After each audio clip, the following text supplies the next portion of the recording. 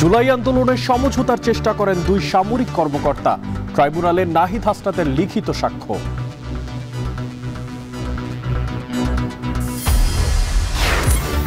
ফরিদপুরে সংসদীয় আসন পুনর্বিন্যাসের দাবিতে আজও মহাসড়ক অবরোধ, যান চলাচল বন্ধে দুর্ভোগ চরমে।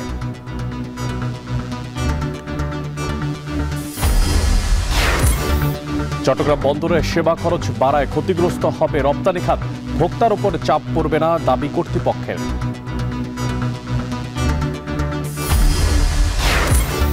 টাঙ্গাইল রংপুর মহাসড়কে কাজে ধীরগতি, সড়কের বেহাল দশায় ঘটছে দুর্ঘটনা, মেয়াদ বাড়িয়েও শেষ হয়নি কাজ। এবং এশিয়া কাপের গ্রুপের শেষ ম্যাচে রাতে মাঠে নামছে বাংলাদেশ, আফগানিস্তানকে হারালে সুপার ফোরের আশা।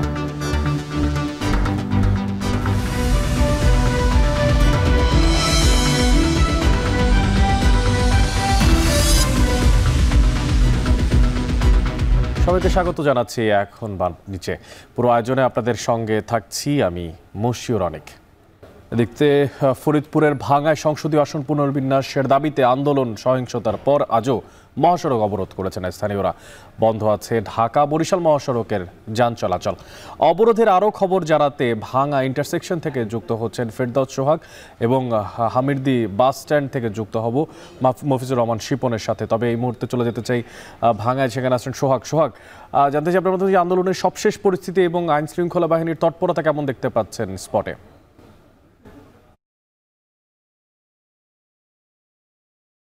এই মুহূর্তে একটু জায়গা পরিবর্তন করে রয়েছি ভাঙা ঠিক বাস টার্মিনাল এলাকায়।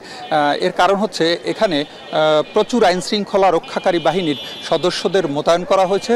গতকালকে কিন্তু এই জায়গাটিতেই সহিংসতার শুরুটা হয়েছিল, আমরা একটু দেখাবার চেষ্টা করছি।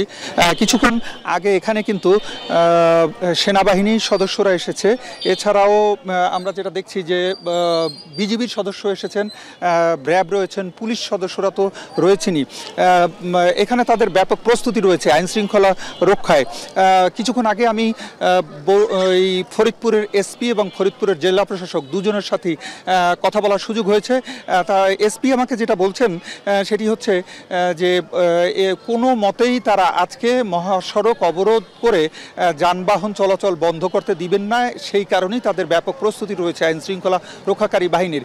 আর জেলা প্রশাসক বলছেন যে যথাযথ কর্তৃপক্ষকে স্থানীয় অধিবাসীদের যে দাবি সে ব্যাপারে জানানো হয়েছে এবং তারা যে সিদ্ধান্ত নেবেন সেটি কেন্দ্র থেকেই আসবে।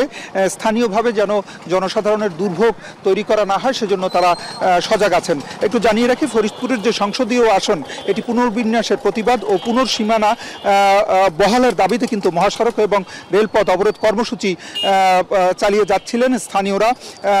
তবে গতকালকে সন্ধ্যার পর থেকে কিন্তু সেটি কিন্তু একটু শিথিল হয়েছে এবং সেই শিথিলতার কারণে 4 সেপ্টেম্বর গেজেটের মাধ্যমে 300 আসনের সীমানা নির্ধারণের চূড়ান্ত তালিকা প্রকাশ করে নির্বাচন কমিশন। ভাঙ্গা উপজেলা আলগি এবং হামিরদি ইউনিয়নকে ফরিদপুর 4 আসন থেকে কেটে ফরিদপুর 2 আসনে যুক্ত করা হয়। এরপর থেকে কিন্তু ভাঙ্গায় বিভিন্ন কর্মসূচি পালন করছে স্থানীয়রা। রোববার থেকে 3 দিনের সকাল সন্ধ্যা রেল ও সড়ক অবরোধ কর্মসূচি শুরু করে তারই অংশ হিসাবে কিন্তু ঢাকা থেকে খুলনা, ঢাকা থেকে বরিশাল, ঢাকা থেকে ফরিদপুরের যানবাহন চলাচল বন্ধ হয়ে গিয়েছিল। আজকে সেই যানবাহন চলাচল যাতে বন্ধ না হতে পারে সেজন্যই কিন্তু প্রশাসনের এই তৎপরতা। আমাদের যে আরেকজন সহকর্মী রয়েছেন তার মাধ্যমে আমরা জানতে পেরেছি যে তিনি যে প্রান্তে রয়েছেন সেখানে কিন্তু মহাসড়ক অবরোধের কার্যক্রম তিনি দেখতে পেয়েছেন। তবে আমি যে প্রান্তে রয়েছি অর্থাৎ এক্সপ্রেসওয়ের শুরু যে জায়গাটায় বরিশাল থেকে ঢাকার দিকে যাওয়ার পথে, সেই জায়গাটিতে কিন্তু এখন পর্যন্ত অবরোধ করার সুযোগ পায়নি অবরোধকারীরা। কারণ হচ্ছে এখানে প্রচুর আইন শৃঙ্খলা রক্ষাকারী বাহিনীর সদস্যরা রয়েছেন এবং তাদের তৎপরতার কারণে কিন্তু এখন পর্যন্ত তাদের সেই অবরোধ তারা শুরু করতে পারেননি। তবে তারা আজকে অবরোধ করবেন কিনা সুনির্দিষ্টভাবে কেউ জানাতেও পারেননি। একটা জিনিস জানিয়ে রাখি যে এখনকার যে পরিস্থিতি এখানে রয়েছে, আইন শৃঙ্খলা রক্ষাকারী বাহিনীর তৎপরতা দেখে মনে হচ্ছে যে তারা বেশ কঠোর রয়েছেন এবং ফরিদপুরের এই ভাঙার আশপাশের যে এলাকাগুলো সেগুলো কিন্তু এখন স্বাভাবিক রয়েছে, তবে একটা থমথমে পরিবেশ বিরাজ করছে। আমরা রয়েছি যে হাঁটতে হাঁটতে আমরা ঈদগাহ মোড় পর্যন্ত এসেছি। এখানে আমরা দেখাবার চেষ্টা করছি দোকানপাট এবং এখানকার যে বাজার এবং ব্যবসা বাণিজ্য মোটামুটি কিন্তু স্বাভাবিক রয়েছে, তবে স্থানীয় অধিবাসীদের মধ্যে এক ধরনের ভীতি কাজ করছে। মামলা হয়েছিল যে সেই মামলায় বেশ কয়েকজন গ্রেফতারও হয়েছিল। সব কিছু মিলিয়ে কিন্তু এখানকার যে পরিস্থিতি সেটি আসলে যে পরিস্থিতির তৈরি হয়েছে সেই পরিস্থিতির যাতে সুষ্ঠু একটা অবস্থায় পৌঁছানো যায় সে লক্ষ্যে কিন্তু কাজ করে যাচ্ছেন আইন শৃঙ্খলা রক্ষাকারী বাহিনী। অপরদিকে স্থানীয় যারা জনসাধারণ রয়েছেন তারা কিন্তু চাইছেন যাতে করে তাদের যে ইচ্ছা সেটির পুনর্ব্যক্ত করার, এবং তারা কিন্তু যেটি চান সেটি হচ্ছে যে যেভাবে তারা ছিলেন সেভাবেই তারা থাকতে চান।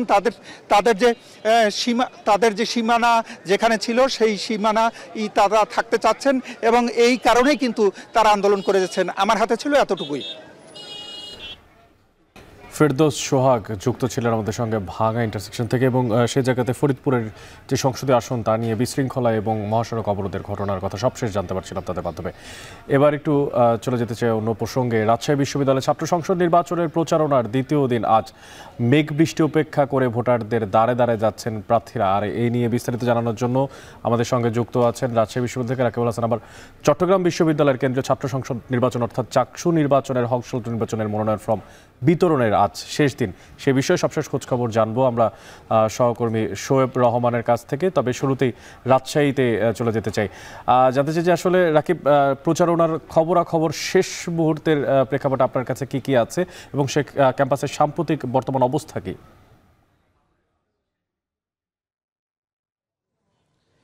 অনেক আসলে প্রচারণার আজকে দ্বিতীয় দিন আমরা দেখছি যে আসলে গতকাল থেকেই প্রার্থীরা কিন্তু বিভিন্ন জায়গায় চষে বেড়াচ্ছেন এবং আজকে একেবারে সকালবেলা থেকেই আমরা দেখছি বিশ্ববিদ্যালয়ে প্রার্থীরা আরও বেশি সক্রিয় হয়েছে। যদিও আসলে সকালে খানিকটা গুড়ি গুড়ি বৃষ্টি এবং কিছুটা ঝোড়ো হাওয়া ছিল, সেটি আসলে উপেক্ষা করেই কিন্তু আমরা দেখছি বিশ্ববিদ্যালয়ের বিভিন্ন প্রান্তে হল থেকে শুরু করে এই যে বিভিন্ন হলের পাশে যে দোকানগুলো রয়েছে সেই দোকানগুলোনেও কিন্তু প্রার্থী যারা আছেন তারা কিন্তু তাদের যে প্রচারণা কার্যক্রম সেটি আসলে চালিয়ে যাচ্ছেন। এবং এই ক্ষেত্রে যেটা দেখছি যে যেখানে এখন যেহেতু সকালবেলা একাডেমিক ভবনে ঢুকে ক্লাসরুমে ঢুকে আসলে প্রচারণার সুযোগ নেই, যার কারণে এই যে এই হোটেলগুলোনে যখন শিক্ষার্থীরা নাস্তা করতে এসেছেন, যখন এখানে সমাগম আছে শিক্ষার্থীদের, তখন কিন্তু এখানে আমরা দেখছি সিনেট সদস্য, হল সংসদ থেকে শুরু করে যারা কিনা এই রাকসু কেন্দ্রীয় সংসদে নির্বাচন করছেন তারাও এখানে আসছেন, সকলের সাথে কথা বলছেন, তাদের যে ইচ্ছেগুলো সেগুলো আসলে তুলে ধরছেন। এবং সার্বিক যে পরিস্থিতি অনেক সেটি হচ্ছে যে রাজশাহী বিশ্ববিদ্যালয়ে বিভিন্ন যে প্যানেল হয়েছে 10টি প্যানেল, কোনো প্যানেল তারা কিন্তু শিক্ষার্থীদের সাথে কথা বলে এর আগে জরিপ করে কিন্তু তারা তাদের যে ইস্তেহারগুলো সেগুলো প্রস্তুত করেছেন এবং সেই ইস্তেহারগুলো আজকে কেউ কেউ দুপুরের দিকে আসলে সংবাদ সম্মেলন করে সেগুলো কিন্তু আসলে প্রকাশ করবে। এবং এই যে প্রার্থী যারা হয়েছেন তারা কিন্তু এই যে 24,000 ভোটার তাদের একেবারে দাঁড়ে দাঁড়ে যাচ্ছেন। রাজশাহী বিশ্ববিদ্যালয় কেন্দ্রীয় ছাত্র সংসদে 247 জন প্রার্থী রয়েছেন যারা কিন্তু প্রত্যেকেই যার যার মতো করে আসলে প্রচারণা চালাচ্ছেন। আমরা দেখছি যে বিশ্ববিদ্যালয়ের প্রবেশ পথ থেকে শুরু করে বিভিন্ন জায়গায় তাদের এই যে বিচরণ এবং এই ভোটারদেরকে তাদের আসলে তাদের কাছে আনার জন্য যে প্রাণান্ত চেষ্টা সেটি আমরা আসলে লক্ষ্য করছি। যেহেতু আসলে খুব একটা বেশি দিন কিন্তু আসলে সময় নেই, 8 দিন এখন মাত্র আর পাবেন সে প্রার্থীরা, সেই 8 দিনের প্রত্যেকটি মুহূর্ত তারা কাজে লাগাতে চান এবং তারা বলছেন যে প্যানেলে হোক বা ব্যক্তি প্রার্থী থেকে হোক তারা তাদের এই প্রচারণাগুলো চালাবেন। দীর্ঘ 35 বছর পর রাজশাহী বিশ্ববিদ্যালয়ে আসলে এই রাকসু নির্বাচন হচ্ছে, সেই নির্বাচনের আমেজ কিন্তু সাধারণ শিক্ষার্থীদের মধ্যে যেমন আছে প্রার্থীদের মধ্যেও তেমন আছে। এবং এই যে বিষয়টি সেটিকে ঘিরে কিন্তু আসলে শিক্ষার্থীদের মধ্যে যে আসলে যে চাহিদাগুলো সেই চাহিদাগুলো যেন আসলে বাস্তবায়ন করতে পারে প্রার্থীরা সেই চেষ্টা করছেন এবং আসলে ভোটারদের যে আকাঙ্ক্ষা সেটির উপরে ভিত্তি করে কিন্তু তারা ইস্তেহারগুলো দিচ্ছেন, প্রতিশ্রুতি দিচ্ছেন বা বলছেন যে আগামী দিনের তাদের কর্মপরিকল্পনা কি হবে। তো এই ছিল অনেক রাজশাহী বিশ্ববিদ্যালয় থেকে আমার কাছে সর্বশেষ খবর। রাজশাহী বিশ্ববিদ্যালয়ে বৃষ্টি উপেক্ষা করে চলছে শেষ মুহূর্তের প্রচারণা। আর যেমনটা বলছিলাম, চট্টগ্রামে সেখানে কিন্তু আজ শেষ দিন মনোনয়ন ফর্ম তোলার।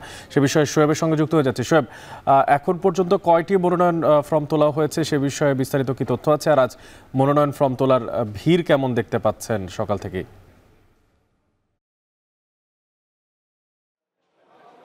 সকাল থেকেই চট্টগ্রামে কিন্তু ঝুম বৃষ্টি হচ্ছে, থেমে থেমে ঝুম বৃষ্টি হচ্ছে, এবং বৃষ্টির কারণে গতকাল আমরা যেমনটা দেখেছিলাম যে সকালে শুরু থেকে মোটামুটি ভিড় ছিল, তবে আজকে বৃষ্টির কারণে সকাল থেকে ভিড় কিছুটা কম। এবং গতকাল পর্যন্ত 169টি ফর্ম বিক্রি হয়েছে। এর মধ্যে হল সংসদ থেকে ছাত্রী হল সংসদ থেকে 46টি এবং যে ছাত্র হল রয়েছে সেই ছাত্র হল সংসদ থেকে 26টি ফর্ম বিক্রি হয়েছে। এবং এর বাইরে কেন্দ্রীয় সংসদ থেকে অর্থাৎ চাকসু থেকে বিক্রি হয়েছে 97টি মনোনয়ন ফর্ম। এবং সেই মনোনয়ন ফর্মগুলো যখন জমা দেওয়া হবে তখনই আসলে জানা যাবে যে কে কোন পদে মনোনয়ন জমা দিলেন এবং কে কোন পদে প্রার্থী হতে ইচ্ছুক। তখন আমরা বলতে পারবো যে আসলে ভিপি, জিএস বা অন্যান্য পদে কতটি সংখ্যক আবেদন করেছে। তবে আজকে শেষ দিন এবং এখন পর্যন্ত কিন্তু দুটি প্যানেল আমরা দেখেছি যে 3টি প্যানেল তারা তাদের মনোনয়ন সংগ্রহ করেছে গত দুদিন পর্যন্ত। এর বাইরেও কিছু প্যানেল, বিশেষ করে আমরা জানতে পেরেছি যে বাংলাদেশ ইসলামী ছাত্র শিবির সমর্থিত একটি প্যানেল, ছাত্রদল সমর্থিত একটি প্যানেল, বাংলাদেশ গণতান্ত্রিক ছাত্র সংসদ তাদের পক্ষ থেকে একটি প্যানেল দেওয়ার পরিকল্পনার কথা আমরা জানতে পেরেছিলাম। এবং সেই প্যানেলের পক্ষ থেকে কিন্তু এখনও পুরোপুরিভাবে মনোনয়ন সংগ্রহ করা হয়নি এবং তারা আজকে, যেহেতু শেষ দিন, আজকে তাদের মনোনয়নপত্র সংগ্রহ করতে হবে। ধারণা করা হচ্ছে যে তারা আজকে মনোনয়নপত্র সংগ্রহ করবেন।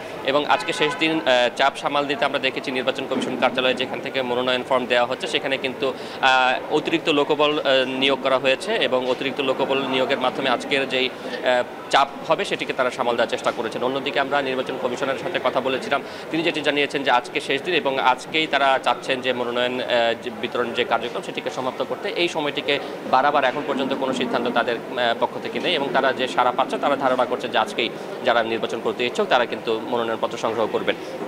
এবং এর পাশাপাশি আমরা দেখেছিলাম যে প্রথম দিন নারীদের নারী হল থেকে কিংবা কেন্দ্রীয় সংসদেও নারীদের অংশগ্রহণের সংখ্যা বা মনোনয়ন নেওয়ার সংখ্যা বেশ কিছুটা কম ছিল, কিন্তু গতকাল কিন্তু আমরা দেখেছি যে নারী সংসদের জন্য অর্থাৎ নারী হল সংসদে কিন্তু বেশ পুরুষদের চেয়েও বেশি মনোনয়ন ফর্ম বিক্রি হচ্ছে।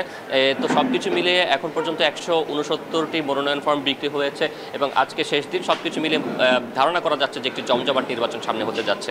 অনেক চাকসু নির্বাচনের আজ ফর্ম পূরণের শেষ দিন, সেই বিষয়ে সবশেষ খোঁজখবর জানাচ্ছিলেন সহকর্মী শোয়েব রহমান। এদিকে কন্টেইনার হ্যান্ডেলিং ও জাহাজ বাথিং সহ 56টি সেবার মূল্য গড়ে 40% বাড়ানো হলেও ভোক্তার উপর কোনো চাপ পড়বে না, এমনটাই দাবি করছেন চট্টগ্রাম বন্দর কর্তৃপক্ষ। তবে বন্দর যারা ব্যবহার করেন তারা বলছেন জাহাজ হ্যান্ডেলিং ও কন্টেইনার ওঠানো নামানো সহ বিভিন্ন সেবার মূল্য কোনো কোনো ক্ষেত্রে 3 থেকে 4 গুণ বাড়ানো হয়েছে, যাদের রপ্তানি খাত ক্ষতিগ্রস্ত হবে। এ বিষয়ে বিস্তারিত তথ্য উপাত্ত জানাচ্ছেন হাজেরা শুলি। বেশ কয়েক বছর ধরে ট্যারিফ বাড়ানোর তোড়জোড় ছিল চট্টগ্রাম বন্দরের। 2020 সালে হালনাগাদ ট্যারিফের প্রস্তাবনা দেয় বন্দরে নিযুক্ত আন্তর্জাতিক পরামর্শক প্রতিষ্ঠান। সম্প্রতি অর্থ ও নৌপরিবহন মন্ত্রণালয়ের অনুমোদনের পর রোববার দিবাগত রাতে 56টি সেবা খাতে গড়ে 40% পর্যন্ত মূল্য বাড়িয়ে নতুন ট্যারিফের প্রজ্ঞাপন জারি করে চট্টগ্রাম বন্দর কর্তৃপক্ষ, যা কার্যকর হচ্ছে সোমবার থেকে। তবে একযোগে এত ট্যারিফ বাড়ানোয় ক্ষোভ প্রকাশ করেন বন্দর ব্যবহারকারীরা। সবচেয়ে বেশি সেবার মূল্য বেড়েছে কন্টেনার ওঠানো নামানো, পরিবহন, টাগবোট সার্ভিস ও পাইলট চার্জ, জাহাজ ভিড়ানো ও ক্রেন চার্জ। কোনো সেবার মূল্য 3 থেকে 4 গুণ বাড়ানো হয়েছে অভিযোগ করে শিপিং এজেন্টরা বলছেন, ট্যারিফ বেশি হলে জাহাজ ও কন্টেনার ভাড়া বাড়ায়, আমদানি ও রফতানিতে খরচ বাড়বে। বন্দর ব্যবহারকারী আছি যাতে করে এই ধরনের মাসুলগুলো যেন বৃদ্ধি না করা হয়। এই ধরনের মাসুল বৃদ্ধি করা মানে আপনার জাহাজ ভাড়া এবং জাহাজের উপরে যে পণ্য পরিবহন করা হবে সেগুলোর কিন্তু ব্যয় বৃদ্ধি হবে। তো এই বিষয়গুলো বিবেচনায় আনা উচিত ছিল। তো আমরা গ্যাজেটটা পেয়েছি, আমাদের সাথে যে আলোচনা ছিল সেই আলোচনায় আমরা সর্বশেষ বলেছিলাম যদি একেবারেই বাড়াতে হয় 10 থেকে 15% ঊর্ধ্বে যেন বাড়ানো না হয়। তবে আমরা আজকে গ্যাজেট দেখলাম এভারেজে তারা 41% পর্যন্ত বৃদ্ধি করেছে। তবে এখন পর্যন্ত আমরা পুরোপুরি হিসাবটা করি নাই। কোনো ক্ষেত্রে দেখা যাচ্ছে যে আরও অনেক বেশি গুণও কিন্তু তারা বৃদ্ধি করেছে। তো যেই বৃদ্ধিটাই করুক, আলটিমেট কিন্তু আমাদের যারা ভোক্তা পর্যায়ে আছে, আমাদের আমদানিকারক রপ্তানিকারকের উপরে দিয়ে এটা বর্তাবে। হালনাগাদ ট্যারিফে মুরিং ও হ্যাচ চার্জ সহ কয়েকটি সেবায় চার্জ আরোপ করা হয়, যা আগে ছিল না। ব্যবসায়ীরা বলছেন সম্প্রতি বেসরকারি ডিপোগুলো ট্যারিফ বাড়িয়েছে ৪৫%। এর সাথে নতুন করে যুক্ত হলো বন্দরের সেবার মূল্য, যা রফতানি খাতকে চ্যালেঞ্জে ফেলবে। বায়াররা যে কস্টটা যাবে, আমার কস্ট যেটা তো আমি বায়ারের সাথে অ্যাড করব। বায়ার শ্রীলঙ্কা বা ইয়েতে চলে যাবে, কিছু অর্ডার চলে যাবে কস্ট বাড়লে, কারণ এ তো এখানে আসতে হবে, তার কোনো বাধ্যবাধকতা নেই, তার জন্য সারা পৃথিবী খোলা। এই জন্য আমাদেরকে শুধু দাম বাড়ালে হবে না, দেশের ইকোনমি সাস্টেন করার জন্য, রপ্তানি প্রবৃদ্ধির জন্য, বৈদেশিক মুদ্রার সচ্ছয়ের জন্য উঠেও মাথায় রাখতে হবে। বন্দর কর্তৃপক্ষ বলছে 1986 সালের পর 5টি ছাড়া আর কোনো খাতে ট্যারিফ বাড়েনি। বিনিয়োগ ও পরিচালন ব্যয় বাড়ায় ট্যারিফ বাড়ানো হয়েছে। প্রতি কেজিতে মাসুল বেড়েছে 12 পয়সা করে, যাতে নিত্যপণ্যের দাম বাড়বে না।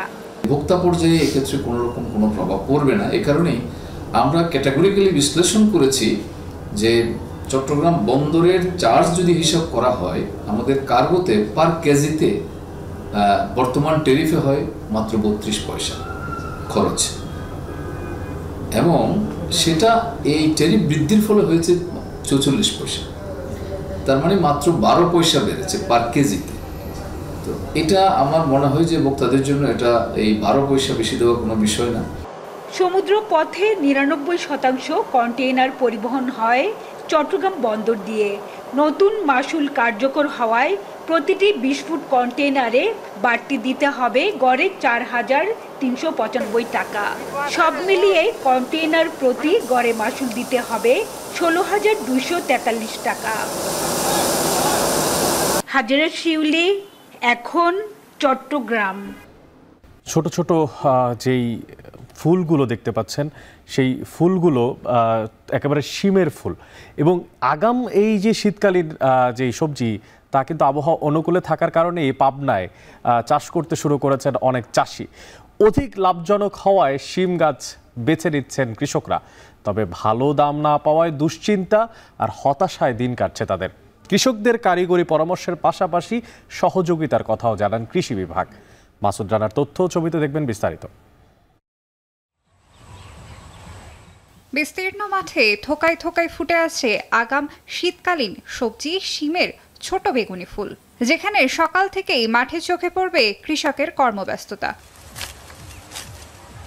আটঘরিয়ার কৃষক শহীদুল ইসলাম চলতি বছর 2 বিঘা জমিতে আগাম জাতের শিম চাষ করেছেন। তবে দাম পাওয়া নিয়ে কিছুটা দুশ্চিন্তা তার, কারণ গত বছরের শুরুতেই শিমের দাম 150 থেকে 200 টাকা হলেও বর্তমানে বিক্রি হচ্ছে 80 থেকে 100 টাকায়। এই অবস্থায় সিম থাকে মনে করেন 150-200 টাকা কেজি, এখনই 100 টাকা কেজি। আর এখন তো সিম ওঠা শুরু হয় নাই। সিম ওঠা শুরু হলে যে হয়তো কি বাজারে আসবে সেটা আমরা নিজেরাও ভাবে চিন্তা করতেছি না। শহীদুলের মতো অনেকেই যারা শিমের চাষ করে দুশ্চিন্তায় আছেন, তারা জানান আগের চেয়ে দাম কমায় ফসলের খরচ তোলায় কষ্টসাধ্য হয়ে পড়েছে। এছাড়া ব্যবসায়ীদের সিন্ডিকেট, সার, বীজ ও কীটনাশকের দাম বাড়ায় উৎপাদন খরচ বেড়েছে দ্বিগুণ। সিম মনকান যে দাম, যে পরিস্থিতি, মনকান অবস্থায় কৃষকের মনকান গ্যাস ভরে খায়, মনকান মরে যাওয়া মনকান ভালো। এখন তো সিমের দাম সর্বোচ্চ 200 থাকার দরকার, সেই সিম এখন 90 টাকা, তাহলে কৃষক মরে শেষ। সার বিষের যে দাম, মনে হয় না যে আমরা এবার লাভবান হতে পারবো। সিমের যে খরচ, কিন্তু দাম আজ পড়ে গেছে, এরম পড়ে গেলে তো কৃষকের কিছু থাকে না। কৃষি বিভাগের কর্মকর্তা জানান, শিম চাষে কৃষকদের কারিগরি পরামর্শের পাশাপাশি সব ধরনের সহযোগিতা দেয়া হচ্ছে। তো কৃষকরা তাদের সিমের মাঠে তারা তাদের কার্যক্রমে ব্যস্ত আছে। আমরা কৃষি বিভাগের পক্ষ থেকে তাদেরকে বিভিন্নভাবে কারিগরি যে পরামর্শগুলো আমরা কৃষি বিভাগ দিয়ে যাচ্ছি। চলতি বছর পাবনায় ৩,২১২ হেক্টর জমিতে শিমের চাষ হয়েছে, যার বাজার মূল্য অন্তত ৩৩৩ কোটি ১৩,৫০,০০০ টাকা। এখন পাবনা। দেশের গণ্ডি পেরিয়ে কিশোরগঞ্জের টেরি তোয়ালে পৌঁছে গেছে এখন ইউরোপ আর আমেরিকায়। একসময় দেশ জুড়ে জনপ্রিয় এই তোয়ালে এখন আন্তর্জাতিক বাজারেও রাখতে শুরু করেছে তার নিজস্ব ছাপ। বৈদেশিক মুদ্রা এর পাশাপাশি তৈরি হচ্ছে কাজের নানা সুযোগ, তবে জায়গা সংকটে ব্যাহত হচ্ছে বড় পরিসরে উৎপাদন। আরও জানাচ্ছেন মশিউর কায়েস। কিশোরগঞ্জের মানুরি টেক্সটাইলের টেরি তোয়াল উচ্চ শোষণ ক্ষমতা আর নরম ও আরামদায়ক টেক্সচারের কারণে মানুষের কাছে জনপ্রিয় এই তোয়াল। স্থানীয় চাহিদা মিটিয়ে এখানকার তৈরি টেরি তোয়ালে যাচ্ছে বিশ্ববাজারে। যুক্তরাষ্ট্র, যুক্তরাজ্য, কানাডা ও সৌদি আরবে হোটেল, হাসপাতাল থেকে শুরু করে সাধারণ মানুষের ঘরে স্থান করে নিয়েছে টেরি তোয়াল। তোয়াল তৈরি করে প্রতি মাসে প্রতিষ্ঠানটি আয় করছে $5 লাখ বেশি। কর্মসংস্থান হচ্ছে কয়েকশো মানুষের। টাকা কাজ করলে তো আরো বেশি খরচ হইতো। এখন আমরা দেশে থেকে কাজ করতেছি, বাড়ির থেকে ফ্যামিলি নিয়ে 15-20 যাই পেতেছি, সুন্দরভাবে কাজ করে চলতে পারতেছি। কৃষক থেকে আমরা মানে একটা তোলা তৈরি করে আমরা বাইরে পাঠাচ্ছি, আমরা নিজের কাছে গর্ববোধ। আশেপাশের যে বিভিন্ন দরিদ্র লোকেরাও আছে, এরাও অনেক উপকৃত হচ্ছে, বিশেষ করে মহিলারা। আরো কারখানা যদি থাকে, মনে করেন অনেকেই কাজ করতো, সুযোগ সুবিধা পাইতো, যারা বেকার আছে তারা অবশ্যই কাজ করতো। আমাদের একটা সুযোগ তৈরি হয়েছে যে আমেরিকান মার্কেটে ঢোকার জন্য, মানে ট্রাম্প সরকারের যে ট্যাক্সের যে সুবিধার ফলে তো এখন আমাদের এখানে একটু বিনিয়োগ করার অনেকটা সুযোগ আসছে। স্থান সংকুলন না হওয়ায় উৎপাদন বাড়াতে পারছে না প্রতিষ্ঠানটি। মিলের জন্য নতুন যন্ত্রাংশ কেনা হলেও ব্যবহার না করে পড়ে থেকে নষ্ট হচ্ছে কোটি কোটি টাকার সম্পদ। এতে ব্যাহত হচ্ছে রপ্তানি বাড়ানোর পরিকল্পনা। অবকাঠামো উন্নয়ন করার জন্য আমাদের জায়গার প্রয়োজন, জায়গার খুব সংকট এখানে এই কিশোরগঞ্জ বিসিকে। অথচ আপনারা ঘুরলে দেখবেন যে অনেক জায়গা খালি আছে, কিন্তু এখানে কোনো অবকাঠামো নাই। বিসিকের কাছে অনেকবার আমি গিয়েছি যে আমাকে জায়গার ব্যবস্থা করে দেন, তারা বলছে যে প্লট খালি নাই। আর শিগগিরই খালি প্লট থেকে মানুরি মিলসকে প্লট বরাদ্দ দেওয়া হবে বলে জানালেন বিসিকের এই কর্মকর্তা। আমাদের রুগ্ন বন্ধ শিল্প যে এলএসি মিটিংয়ে উঠলে কোনো প্লট তো খালি নাই, যদি ওইখানে মিটিংয়ের ব্যবস্থা হয় তারপরে খালি হলে উনি প্লট পাবে। 2009 সালে কিশোরগঞ্জের বিসিক শিল্পনগরীতে মানুরি টেক্সটাইল মিলস গড়ে তোলেন সদর উপজেলার কলাপাড়া গ্রামের একেএম মাহফুজুর রহমান বাপ্পি। সরকারি সহযোগিতা পেলে কর্মসংস্থান ও রপ্তানি দুটোই বাড়বে বলে আশা করছেন তিনি। কিশোরগঞ্জেই এখন তৈরি হচ্ছে বিশ্বমানের টাওয়াল, যা বিদেশে রপ্তানি করে আয় হচ্ছে প্রচুর বৈদেশিক মুদ্রা, বাড়ছে কর্মসংস্থান। বিশ্ববাজারে এর ব্যাপক চাহিদা থাকা সত্ত্বেও শুধুমাত্র জায়গা সংকুলানে পিছিয়ে আছে এই প্রতিষ্ঠানটি। মশিউর কায়েস, এখন কিশোরগঞ্জ। মেয়াদবাড়িও শেষ হয়নি সাসেক 2 প্রকল্পের টাঙ্গাইল অংশের কাজ। মহাসড়কের বেহাল দশায় ঘটছে নানা ধরনের দুর্ঘটনা, আর যানজট তো হরহামেশা লেগেই আছে, আর এতে ভোগান্তিতে পড়তে হচ্ছে মহাসড়ক ব্যবহারকারীদের। এদিকে ঠিকাদারি প্রতিষ্ঠানের কর্মকর্তারা বলছেন প্রকল্পের মেয়াদ আরও নাকি 1 বছর বাড়াতে হতে পারে। দেখুন কাউসার আহমেদের প্রতিবেদনে। South Asia sub regional economic cooperation প্রকল্পের আওতায় টাঙ্গাইলের এলেঙ্গা থেকে রংপুর পর্যন্ত শুরু হয় মহাসড়ক 4 লেনে উন্নীতকরণের কাজ। এরই মধ্যে মহাসড়কটির সিরাজগঞ্জ রংপুর অংশের কাজ প্রায় শেষ হলেও টাঙ্গাইল অংশের কাজ বাকি অর্ধেকেরও বেশি। এলেঙ্গা অংশে ফ্লাইওভারের নির্মাণ কাজ চলমান থাকলেও এখনও শুরু হয়নি 2টি আন্ডারপাসের কাজ। বেহাল মহাসড়কে প্রতিনিয়তই ঘটছে দুর্ঘটনা, সৃষ্টি হচ্ছে তীব্র যানজট। যাতায়াতের বাড়তি সময়ের পাশাপাশি বাড়ছে পরিবহন খরচ। এতে চরম ভোগান্তিতে পড়েছেন মহাসড়ক ব্যবহারকারীরা। কাজটা সুবিধা শেষ হলে দ্রুত তার নির্দিষ্ট লক্ষ্যে পৌঁছাতে পারবো, তারপরে অ্যাক্সিডেন্টের ভয় থাকবে না। হ্যাঁ, তারপরে হলো আমরা যে জ্যাম থাকবে না। সাধারণত এই দুর্ঘটনাই বেশি ঘটতেছে, আর তো চলাফেরা তো এটা মনে করেন এই খুব সমস্যাই। এটা দ্রুত কাজ শেষ হলে এটা লেগে আমরা যে চাইতেছি এটা দ্রুত কাজ শেষ হোক। যানজটের মধ্যে একটা রুগী হসপিটাল নেবো, উত্তরবঙ্গ থেকে ঢাকা যাবে, দেখেছে যে রাস্তা খারাপের জন্য রাস্তা কাজ শেষ হওয়ার মধ্যে যানজটে বসে থাকে, দেখা যায় একটা দুর্ঘটনা ঘটতেই পারে, রাস্তার মধ্যে রুগী মারা যায়। দিন রাত 24 ঘন্টা জাম চলে, দুর্ঘটনা বেশি হতেছে, মনে করেন আমরা ভোগান্তি বেশি হতেছি। যত দুর্গতির কাজ হবে তত তাড়াতাড়ি আমাদের লাগে সুবিধা হবে, সময়ের অনেক দাম আছে, সময় আমরা মাল ঠিক মতো পৌঁছাইতে পারবো। যাত্রী আর চালকদের সুবিধার্থে রাস্তাটা তাড়াতাড়ি যদি শেষ করতে পারতো তাহলে আমাদের ভোগান্তিটা কমে যেত। একটা জীবন চলে যায়, দুর্ঘটনা ঘটুক, মালিকের ক্ষতি হোক, জনগণের ক্ষতি হোক, এটা আমরা চাই না। এই ফ্লাইওভারের কাজ এলাঙ্গা থেকে যমুনা সেতুর পূর্ব প্রান্ত পর্যন্ত দ্রুত শেষ করার জন্য জোরালোভাবে অনুরোধ রাখছি। ঠিকাদারি প্রতিষ্ঠানের কর্মকর্তারা বলছেন প্রকল্পের মেয়াদ আরও 1 বছর বাড়াতে এরই মধ্যে আবেদন করা হয়েছে। পেমেন্ট ওয়ার্ক, রিজিট পেমেন্টের কাজগুলো আমাদের চলমান রই আছে। এছাড়াও এলাঙ্গা পয়েন্টে আমাদের যে প্রজেক্টের শুরুতে এলাঙ্গা পয়েন্টে আমাদের ফ্লাইওভারের কাজ শুরু হয়েছে, পাইলিংয়ের কাজ চলতেছে, পাইল ক্যাপের কাজও হয়েছে, কলামের কাজ চলতেছে। ইনশাল্লাহ আশা করতেছি আমাদের আগামী 26-এর মধ্যে পুরো কাজটাই সম্পূর্ণ হবে। সাসেক 2 প্রকল্পের এই মহাসড়কের টাঙ্গাইল অংশে প্রতিদিন গড়ে যাতায়াত করে প্রায় 25,000 যানবাহন। এখন টাঙ্গাইল। এবার আন্তর্জাতিক প্রসঙ্গ। ক্যারিবীয় সাগরে ভেনেজুয়েলার জাহাজে যুক্তরাষ্ট্রের হামলায় নিহত হয়েছেন অন্তত 3 জন। আর এই নিয়ে দ্বিতীয়বারের হামলা চালিয়েছে দেশটি। জাহাজটি দিয়ে মাদক পাচার হচ্ছিল বলে অভিযোগ মার্কিন প্রেসিডেন্ট ডোনাল্ড ট্রাম্পের। আর তাই মাদকবাহী জাহাজ লক্ষ্য করে হামলা চালায় যুক্তরাষ্ট্রের সেনারা। গত কয়েকদিন ধরেই তুঙ্গে রয়েছে যুক্তরাষ্ট্র ভেনেজুয়েলা উত্তেজনা। দেশটির মাদকের ঘাঁটি লক্ষ্য করে হামলার উদ্দেশ্যে এরই মধ্যে ক্যারিবীয় উপকূলে একাধিক যুদ্ধজাহাজ, ফাইটার জেট, ক্ষেপণাস্ত্র ও বিপুল সংখ্যক সেনা মোতায়েন করেছে ওয়াশিংটন। এর আগে একইভাবে ভেনেজুয়েলার জাহাজে মার্কিন হামলায় নিহত হন অন্তত 11 জন। যুক্তরাষ্ট্রের এই আগ্রাসনের পাল্টা জবাব দেওয়ার হুঁশিয়ারি দিয়েছেন দেশটির প্রেসিডেন্ট নিকোলাস মাদুরো।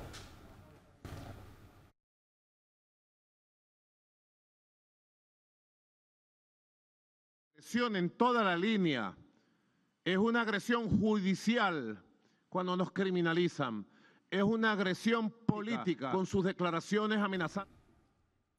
যুক্তরাজ্যে বর্ণবাদী গোষ্ঠী ইউডিএল এর উত্থান ঘিরে বাড়ছে বর্ণবাদ ও অভিবাসন বিরোধী মনোভাব।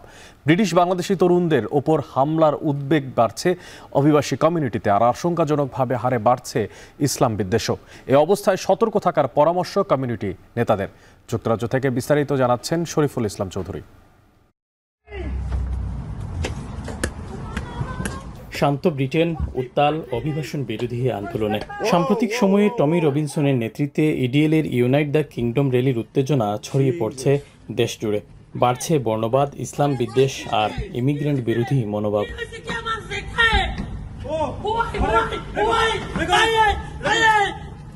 লন্ডনের হিথ্রো এলাকায় বাংলাদেশি তরুণ ইখতিয়ার মৃধা তার মায়ের হিজাব নিয়ে এক শ্বেতাঙ্গ বর্ণবাদী মন্তব্যের প্রতিবাদ করলে হামলার শিকার হন। গত 10 সেপ্টেম্বর সন্ধ্যায় আশফোর্ডের চার্চ রোডে এ ঘটনা ঘটে। সেদিন হিথ্রো বিমানবন্দর থেকে মা ও ছোট ভাইকে নিয়ে গাড়ি চালিয়ে পূর্ব লন্ডনের বাসায় ফিরছিলেন তিনি। কিন্তু আমি এটা ইগনোর করি নাই। আমি দূর থেকে শুনেছি, যখন যে আমি লোকটাকে কনফার্ম করে আমি বললাম যে what you said was really wrong and you really need to apologize. তো আমি তাকে মাফ চাইতে বললাম। সে আমাকে ইগনোর করে সে তার নিজের গাড়িতে গেল, আমাকে ফলো করে তার গাড়ি থেকে ইয়াটা নিয়ে আসছে। গাড়ি থেকে একটা বেসবল ব্যাট বের করে আমাকে হেল্প করা শুরু করেছে। আমাকে থ্রেড দেয় নাই, স্ট্রে লাইক মারা শুরু করেছে। 10-12টা মারা আমার মাথায় হিট পড়েছে। এ ঘটনায় জড়িত শ্বেতাঙ্গ বাবা ও ছেলেকে গ্রেপ্তার করেছে পুলিশ। ইসলাম বিদ্বেষের শিকার নাহিদা আক্তার জানান, এ ঘটনায় তিনি ও তার পরিবার আতঙ্কিত। আমি এখন নিজে অনেক আতঙ্কে আছি, যেহেতু আমার ছেলেরা এখন বাইরে যাওয়া লাগবে, ওরা পার্ট টাইম জব করে। তারপর আমি এখনো আজকে 3 দিন হয়ে গেছে, আমি এখনো স্বাভাবিক হইতে পারছি না। ইসলামোফোবিয়া পর্যবেক্ষণকারী সংস্থা টেলমাওয়ার তথ্য অনুযায়ী অতি ডানপন্থীদের উত্থানের ফলে গেল 2 বছরের তুলনায় মুসলিম বিদ্বেষ বেড়েছে 72%। ব্রিটেনের মোট জনসংখ্যার শতকরা 7% মুসলমানদের বসবাস। ইসলামোফোবিয়া বা বর্ণবাদী আচরণ বৃদ্ধিতে অনেকেই ভীত।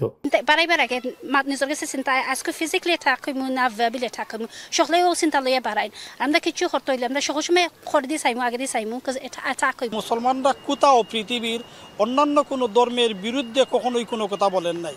সুতরাং আমাদের মুসলমানদের ধর্মীয় যে স্বাধীনতা, বুরকা পরিধান করা বা হিজাব পরিধান করা, এটার বিরুদ্ধে যদি কেউ কথা বলে থাকেন, এটা হবে অত্যন্ত দুঃখজনক।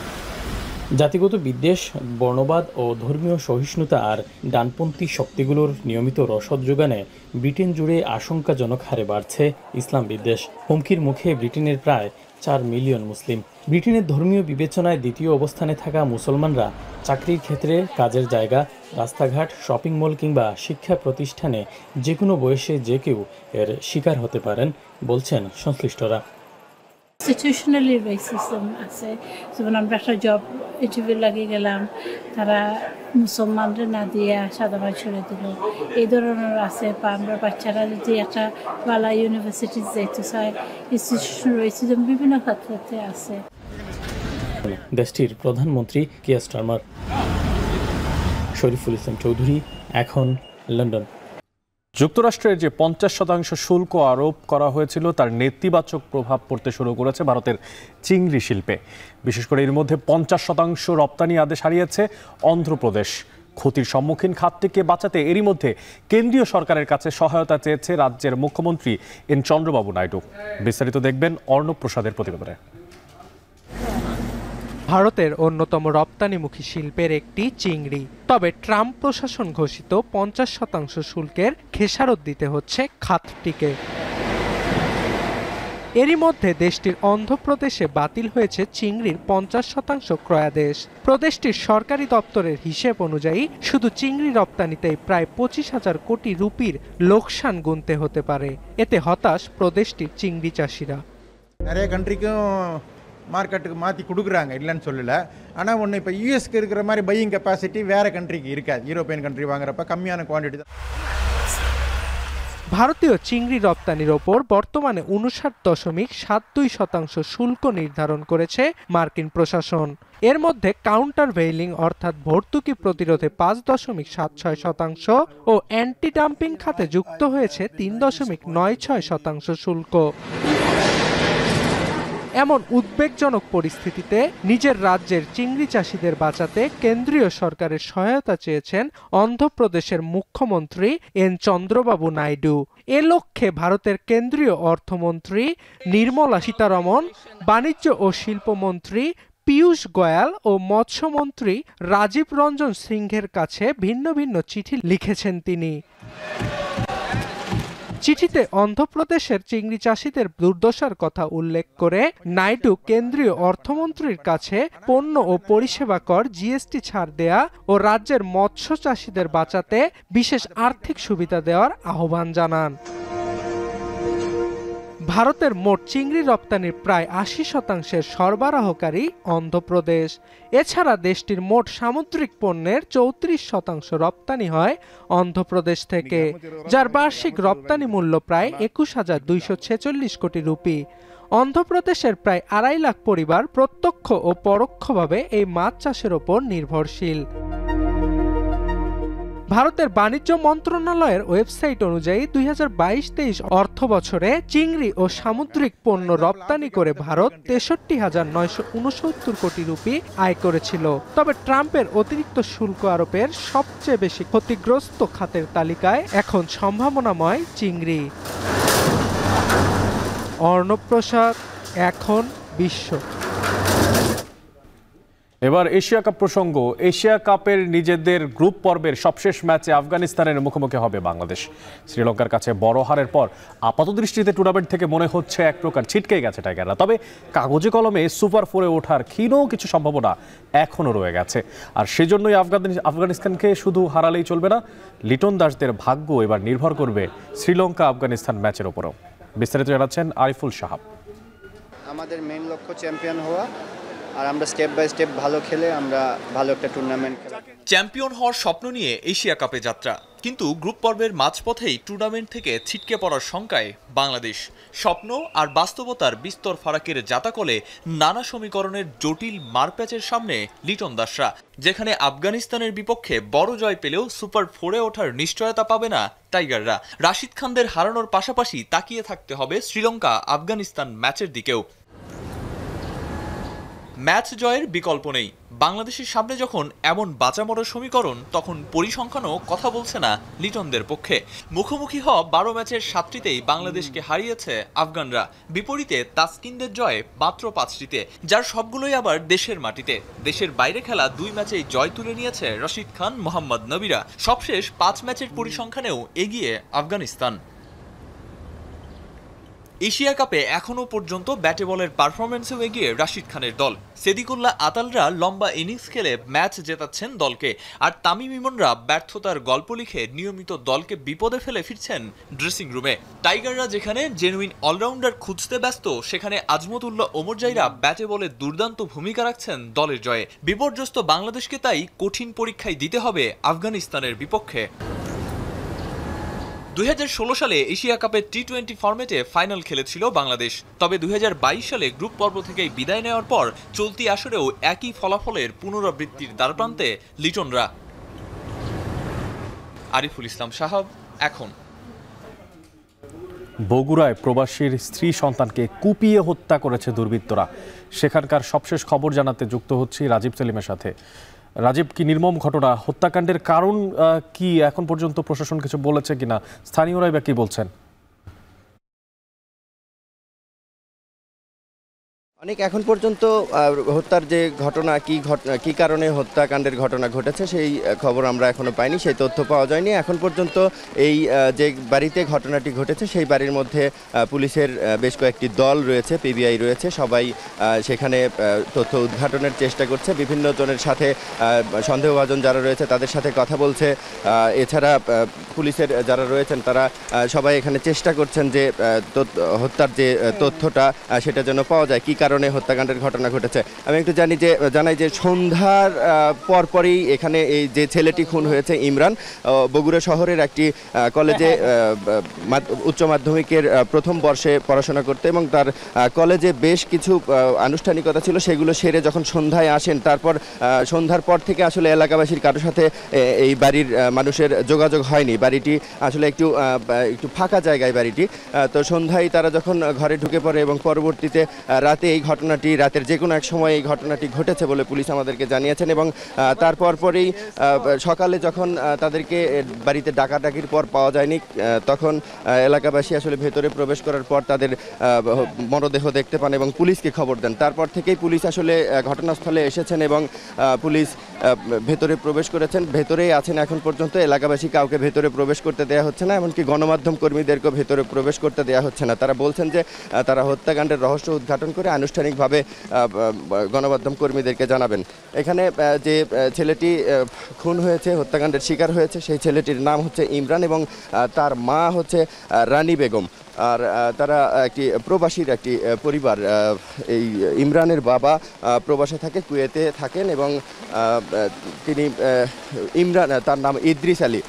শিবগঞ্জের এই সাদুল্লাপুর উপজেলায় সাদুল্লাপুরে এরকম একটি ঘটনা ঘটে। আসলে আশপাশের যে গ্রামগুলো রয়েছে সেগুলোতেও একটি আতঙ্কের সৃষ্টি হয়েছে, চাঞ্চল্যের সৃষ্টি হয়েছে, এবং থেকেই এখানে আসছেন সাধারণ মানুষ আসছেন এবং হত্যাকাণ্ডের রহস্য কি উদ্ঘাটন করার চেষ্টা করছেন। সাধারণ মানুষ কিন্তু একটি কথা বলছেন যে এখানে ডাকাতির ঘটনা ঘটতে পারে, সোনাদানা এবং টাকা পয়সা লুটের কারণে আসলে হত্যাকাণ্ডের ঘটনা ঘটতে পারে, এটি বলছেন এলাকাবাসী। এই ছিল আমার কাছে বগুড়া থেকে হত্যাকাণ্ডের সবশেষ খবর।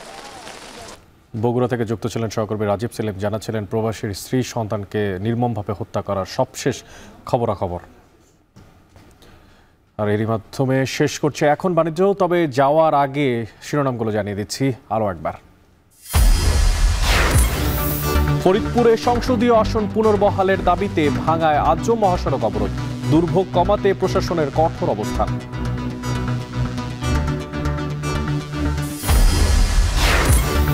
চট্টগ্রাম বন্দরে সেবা খরচ বাড়ায় ক্ষতিগ্রস্ত হবে রপ্তানি খাত, ভোক্তার উপরে চাপ পড়বে না দাবি কর্তৃপক্ষের। টাঙ্গাইল রংপুর মহাসড়কে কাজে ধীরগতি, সড়কের বেহাল দশায় ঘটছে দুর্ঘটনা, মেয়াদ বাড়িয়েও শেষ হয়নি কাজ। এবং এশিয়া কাপে গ্রুপ পর্বের শেষ ম্যাচে রাতে মাঠে নামছে বাংলাদেশ, আফগানিস্তানকে হারালে সুপার ফোরের আশা।